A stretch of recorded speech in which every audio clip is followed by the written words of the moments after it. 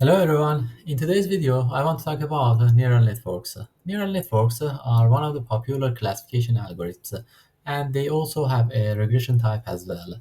Since I'm running this on Google Colab, the very first step is uploading the dataset. If your dataset has missing values, for simplicity, you can fill them with zero. So the data is clean enough to run the model. Now let's start. From Scikit-Learn, I'll import the subpackage called neural network and specifically the MLP classifier. This MLP classifier also has a regression type called MLP regressor. Next, I'll use cross-validation. Cross-validation means I'll train multiple models. For example, 10 models and then take the means of their accuracies. This gives me a more reliable performance estimate instead of just relying on a single train test split. Now let's run the code. As you can see, um, without cleaning, as you can see, the accuracy is more than 81%. And compared to previous algorithms, we have the improvements. Inside each neuron in a neural network, we need an activation function. The activation function decides when a neuron should activate, similar to how real brain neurons fire. Some of these activation functions act like scaling functions. There are many activation functions available, maybe around 15 to 20 in practice, but Scikit-Learn only supports 4 or 5 of them.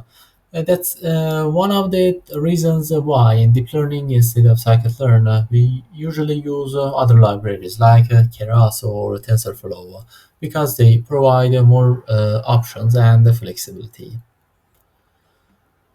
For example, here I set the activation to ton. Another important argument is random state. This is used to make sure that the results are reproducible. If I run the code multiple times with the same random state, I'll get the same results. Uh, Next, let's talk about hidden layer sizes. This defines the architecture of the neural network. It takes a tuple. For example, if I write 80 and 100, this means the network has two hidden layers. The first one with 80 neurons and the second one with 100 neurons. We also have a learning rate. This controls how fast the model updates its weights. A good value for alpha or learning rate is usually around zero point zero 0.01 or zero point 0.1 to zero point 0.1, and the higher value like zero point 0.3 to zero point 0.4 and more than that can cause issues. So usually set the learning rate between zero point zero 0.01 and zero point 0.1.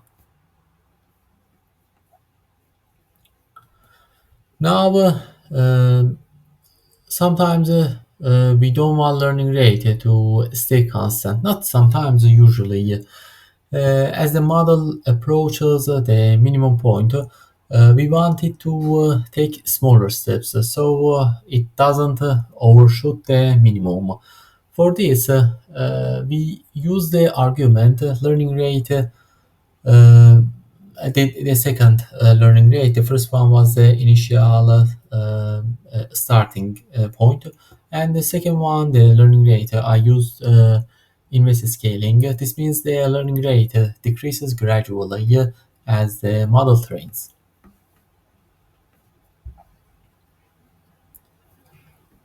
If the learning rate is too small, the model may get stuck in local minima. If it's too big, it may jump over the optimal solution. That's why adjusting it properly is important. Next is momentum. Momentum is a neural network. In neural networks is like giving extra push to a learning process. It helps the model move faster and avoid getting stuck in local minima. If momentum is too low, the model may get stuck. If it is high, the model can cause or can escape those values. Usually, we use values between zero point 0.1 and zero point 0.9, but it is in the opposite of learning rate values.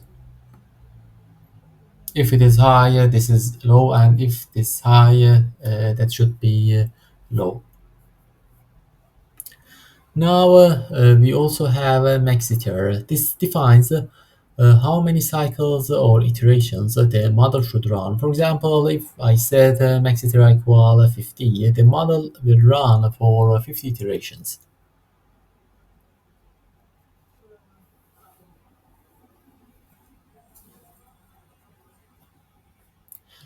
Another argument is verbose. This controls how much information the training process point out.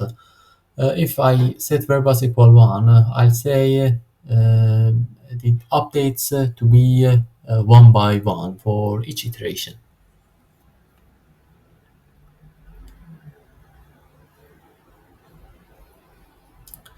So now we understand the main parameters of the neural network. Let's move on. Like before algorithms, I can split the dataset into training and testing using train test split. Then I'll fit the neural network and make predictions. If I want to see not just prediction but also the probabilities of each class, I can use predict proba.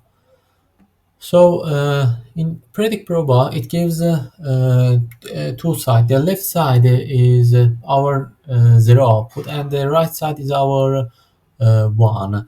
And here we can see that each one is its weight is higher. The in class it choose that point. And finally, let's talk about tuning the neural network. For this, I use GridSearch. Uh, for tuning the running, it takes time because for activation I use to find the best value in different activation functions, relo, logistic, ton, and the other parameters. So now I pause the video and then after running, I get back and we'll go forward.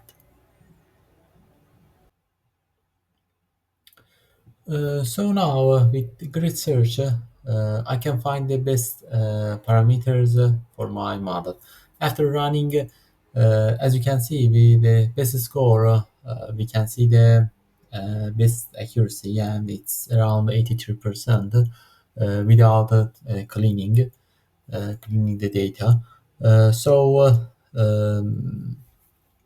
Then we can also see the best params with the gstat best params to see which activation function choose which hidden layers. And here you can see the activation function is relo, the hidden layer size is 10, and the other parameters learning rate initiate is 0.025 and max iterate is 200.